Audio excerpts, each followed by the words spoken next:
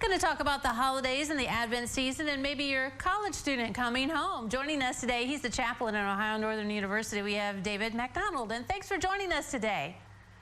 Thanks for having me.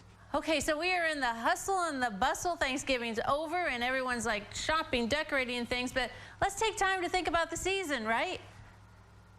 Sure, yeah, it's the season of Advent, and Advent is typically a quiet time in the church year for Christians. It's a time to reflect and to think about the coming of Jesus at Christmas, but also to think about what's important in our lives. It's really a new start for the year for us.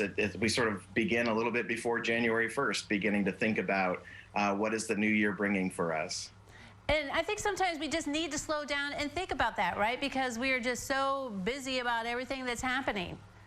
Absolutely. And, you know, I think one thing that can help with that is to have some family rituals or some things that you do sort of every year that help to center your family, whether around your faith or your cultural traditions or, you know, just thinking about the season. So a lot of families will have an Advent wreath where they light a candle each week to remind themselves of the weeks of Advent, or the Advent calendar where you can open up a little door or something like that each day of Advent. Just something small that you can use to kind of prepare yourself and also take a moment to breathe every day because there's so much going on around us. Right, yeah. So how do you get the students to take some time with that too? Because they're coming on crunch time with, you know, finals and things like that. When you're working with the students, do you have to remind them of that too?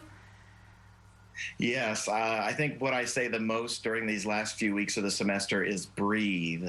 Just remember to breathe. And, you know, one of the things we teach on campus is about mindfulness, and mindfulness is about being present in the moment, noticing our breathing, noticing what's going on in our bodies, noticing the emotions and the feelings that are coming up, and allowing ourselves to feel those feelings and to feel those emotions so that we don't bottle them up and it becomes a problem later on. I know, speaking of emotions, for parents having their child come home, their young adult come home from college for the holiday season, it's so exciting and so great. But do you have some tips for parents that maybe, you know, be careful with the young adults when they're coming home? Yeah, I actually asked some of my students for some advice on this one. And one of the things they said was, don't forget to remember that your young adults are adults.